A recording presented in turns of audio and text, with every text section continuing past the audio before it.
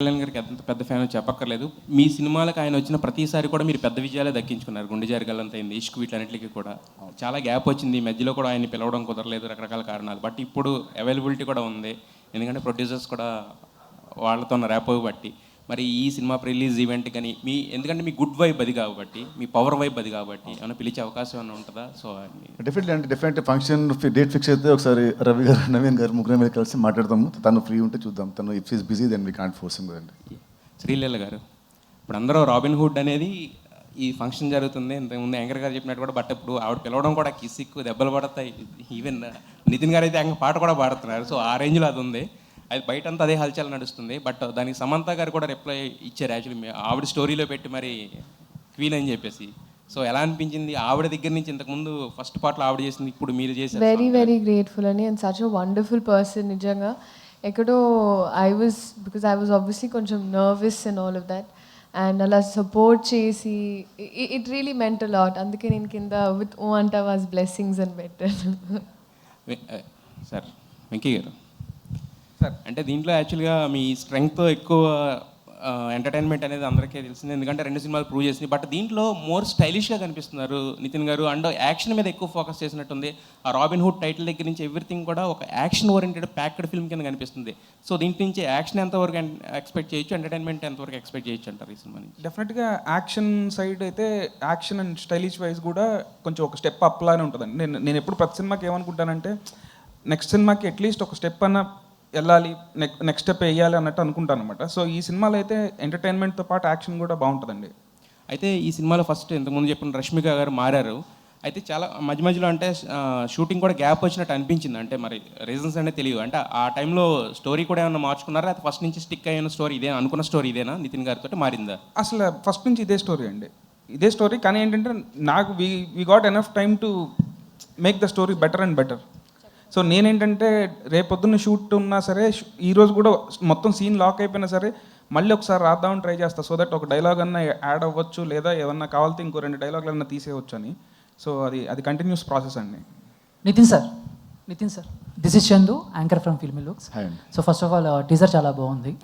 ఈ సినిమాకి ముందు మీరు రష్మిక గారితో ఒక ప్రమోషనల్ వీడియో చేశారు. అవును. ఆవిడ మాట్లాడుతూ, నేను ఒక మాట మాట్లాడితే 2-3 కాంట్రవర్సీలు అవుతున్నాయి అంటే, మీరు వెంటనే ఇది ఇంకా చాలా బెటర్, నేను ఒక హిట్ ఇస్తే 2-3 ఫ్లాప్స్ వస్తున్నాయి. మీలాంటి హీరో అలాంటి మీ మీద మీరే పనిచేసుకోవటం అనేది, మీరు ఎంత రియాలిటీలో ఉన్నారనేది జనాలకు అర్థమైంది. హిట్స్ ఓకే, బట్ ఫ్లాప్స్ వచ్చినప్పుడు ఎలా తీసుకుంటారు? సో దాంట్లో నుంచి ఏం నేర్చుకుంటారు? ఫ్లాప్స్ వచ్చినప్పుడు definitely will feel disappointed. Definitely దాంట్లో చేసిన తప్పుల్ని మనము దాన్ని బట్టి చూసుకొని నెక్స్ట్ సినిమాలో అవి జరగకుండా జాగ్రత్త పడాలి. సో అదే ప్రాసెస్ అండి, ఇంకేం లేదు. Okay, done. Venky sir, robin hood teaser చూస్తుంటే ఓకే, అందరూ చెప్పినట్టు సో ఉన్నోడి దగ్గర కొట్టి లేనోడి ఇలాంటి, సో అంటే ఇలాంటి సినిమాలు చాలా వచ్చినా హీరో క్యారెక్టర్ని బట్టి, ఆ క్యారెక్టర్ని డిజైన్ చేసిన దాన్ని బట్టి కూడా ఎప్పుడు మనకు గుర్తుంటూ ఉంటాయి. ఎగ్జాంపుల్ చూసుకుంటే కిక్ సినిమాలో రవితేజ గారి క్యారెక్టర్ ఇప్పటికి. సో అలాగా ఏదైనా ఒక ఎగ్జాంపుల్ తీసుకుని నితిన్ గారి క్యారెక్టర్ని ఎలా డిజైన్ చేశారు, అక్కడి నుంచి నేను రిఫరెన్స్ తీసుకున్నారా? సో ఎలా ఉండబోతుంది? అంటే రిఫరెన్స్ ఏం తీసుకోలేదండి. జనరల్గా అయితే నాకు ఈ క్యారెక్టర్ డిజైన్ చేసుకున్నప్పుడు మోస్ట్ బిగ్గెస్ట్ మ్యానిపులేటర్ అనుకున్నానండి. సో ఈ సినిమా మొత్తంలో కూడా హీరో క్యారెక్టరైజేషన్ బాగా ఎక్కువ మ్యానిపులేషన్ మీద ఉంటుంది అనమాట.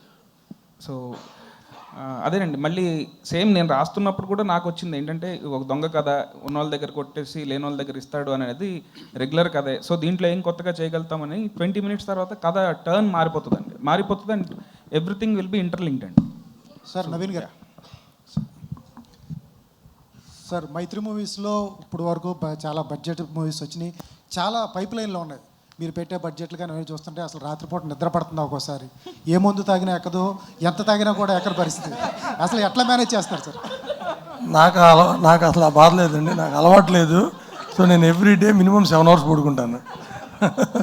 రాత్రి కూడా పడుకున్నా, రాత్రి 10:30 పడుకున్నాను, 6కి లేచాను. అసలు బాధ లేదు, ఆ టెన్షన్ లేదు. శ్రీలీల గారు, మైత్రి వాళ్ళు మీకు ఐటమ్ సాంగ్కి ఒక సినిమా రెమ్యునేషన్ అంత రెమ్యునేషన్ ఇచ్చారని బయట టాక్ ఉంది, నిజమేనా? మేము ఇంకా అసలు మాట్లాడుకున్నాం, ఇంకా ఆ టాపిక్లో ఆ టాపిక్కే రాలేదండి మాకు. అంటే ఇంకా రెమ్యునేషన్ తీసుకోలేదా? ఆ టాపిక్ రాలేదన్నాను. అంటే అది నేను అడిగింది స్ట్రైట్గా, ఒక సినిమాకి ఎంత రెమ్యునేషన్ తీసుకుంటారో అంత రెమ్యునేషన్ ఓన్లీ ఒక సాంగ్కి ఇచ్చారు. టాపిక్కి రాలేదు, ఇంకా రెమ్యునేషన్ ఇవ్వలేదు. ఇవ్వలేదు అసలు మాట్లాడుకోలేదు కూడా. అదే టాపిక్ రాలేదు. నా డౌట్ ఏంటంటే ఇప్పుడు నీ మైండ్లో ఇక్కడ ఉంటుంది, వాళ్ళ మైండ్లో ఇక్కడ ఉంటుంది, అప్పుడు ఏంటి?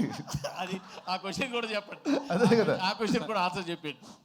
నితిన్ గారు అడిగారు, వాళ్ళ మీ మైండ్లో అక్కడ ఉంటుంది, వాళ్ళ మైండ్లో ఇక్కడ ఉంటుంది. ఉంటే ఈ సైకి సంగతి. ఉంటే